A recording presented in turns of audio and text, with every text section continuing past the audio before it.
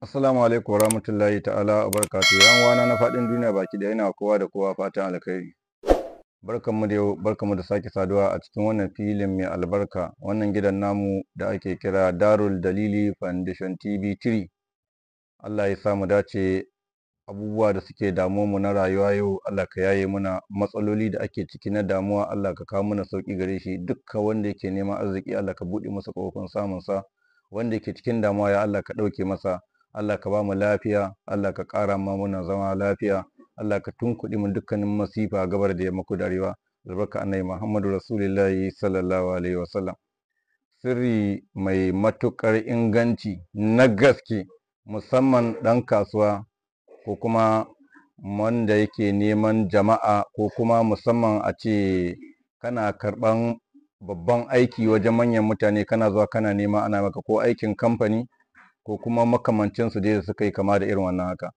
Ana kiranka ana baka kwantar, kana neman jama'a, kuna haɗawa, gobe a sake baka wani, sai harka ta zo ta kulle ta tsaya. Ko kuma kai babban ɗan kasuwa ne, ana zuwa maka da kaya daga wani waje, ana baka, na raba ƙananan 'yan kasuwa suna karɓa a hannunka, suna zuwa suna haɗa kuɗaɗen mutane suna baka, daga baya jarin ya zo ya karye, komai ya zo ya tsaya.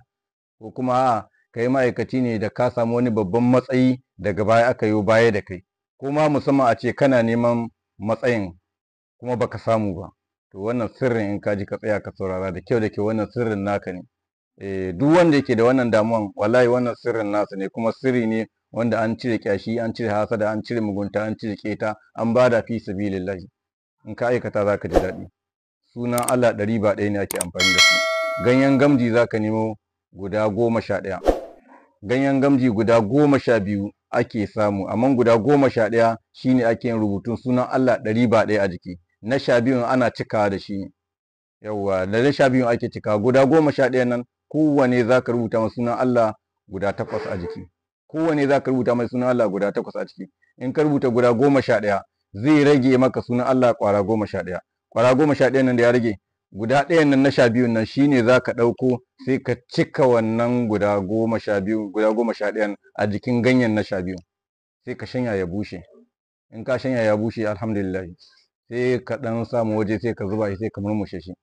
Akwai abun da ake saida wajen yan koli, musɗaka. In ka je wajen koli ka ce a baka musɗaka, za a baka. Akwai turaren da ake kira ruhul jinni, akwai kuma jawi. Yawwa, wannan jawul ɗin nan zaka same shi, sai ka samu musɗaka, ka samu ruhul jinni, ka ɗan haɗa shi da wannan ganyen da ka samu, sai ka mai dakan hayaki. Kullum da safe kana hayaka jikinka, safe yamma kana hayaka jikinka. Idan arziki ne fita hannunka, wallahi zai dawo. Dukkanin wani abun da kake nema a rayuwanka, a wanda ka zo ka rasa, bi idhnillah ta'ala, babu wanda zaka yi kuncin sa, wallahi Allah zai dawo maka shi. Musamman a ce kana neman matsayi.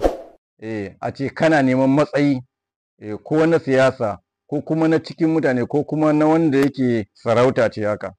Don Allah kai wannan hayakin, wallahi ko mutum ya kai 100, bi idhnillah ta'ala za ka yi nasara gare ni. Ko da yaushe kai wannan aikin, wallahi za ka rinka godiya, kana sa albarka ga wannan bayanin da na maka. Musamman a ce kuma harkoki sun tarwatse maka, kana fama da kuɗi, kana haraka da kuɗi miliyoyi, yau gashi kuma komai ya yanke, duk abu ya tsaya maka. To kai amfani da wannan sirrin, Allah zai sake azurta ka ta inda baka yi tsammani ba. Ko ina ne Allah zai kawo maka hanyar arzikin ka za ta sake buɗewa. Idan kuma manyan mutane kake mu'amala da kai da su, daga baya suka ƙaurace maka, kaga komai ya yanke, to kowane irin sirri ne aka yi maka, bai jayi annabi Muhammadu Rasulullah sallallahu alaihi wasallam, wato darajar wannan ismul azim, Allah zai ɗauke maka wannan wahala. Zaka dawo, mutanen za su neme ka, za ku yi harkokin ku yadda kuka sa, bi idhnillahi ta'ala. Wannan sirri ne mai abin mamaki, wanda ya ji ya ɗauka jaraba, mun bayar fi sabilillahi.